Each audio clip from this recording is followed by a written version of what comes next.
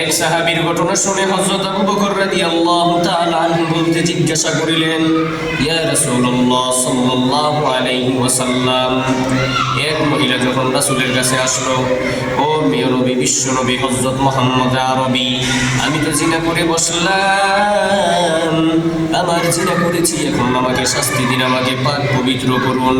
যখন হাসরের ময়দানের কথা তার স্মরণ হয়ে গেল, ওই সাহাবী মহিলা, ওই আনসারী মহিলা সততার সাথে বিশ্ব নবীর কাছে আসলেন।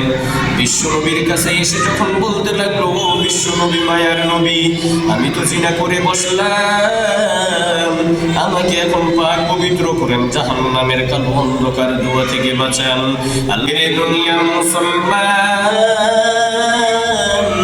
আজকে আমরা দুনিয়ার মধ্যে পড়িয়া কত গুনাহ করি, কত জিনা করি, দুনিয়ার মধ্যে পড়িয়া কত কিছু করি, তারপরও আমরা কোনো অপরাধ স্বীকার করি না।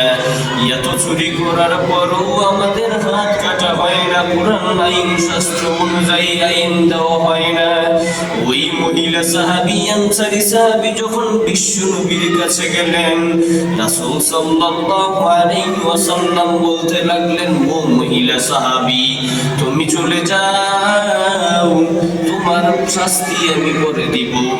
যখন 2 বছর পার হয়ে গিয়েছিল, 2 বছর পার হওয়ার পর যখন তার বাচ্চা ভূমিষ্ঠে আসলো, দুনিয়ার মধ্যে যখন বাচ্চা আসার পর তিনি আবার আসলেন রাসূলের কাছে, ও প্রিয় নবী, মায়ার নবী, বিশ্ব নবী, এখন তো আমার বাচ্চা দুনিয়ার মধ্যে ভূমিষ্ঠ হয়ে গিয়েছে, এখন আপনি আমাকে শাস্তি দিবেন। তখন রাসূল আকরাম সাল্লাল্লাহু আলাইহি ওয়াসাল্লাম বলতে লাগলেন, ও মহিলা সাহাবী, তুমি আবার বাড়িতে চলিয়া যাও, তোমার এখনো শাস্তি দেওয়ার সময় হয় নাই। তখন তিনি যখন সাহাবায়ে কেরামকে জিজ্ঞাসা করতে লাগলেন, ও সাহাবায়ে কেরাম, তুমি তাদেরকে আইন অনুযায়ী শাস্তি দিয়ে দাও।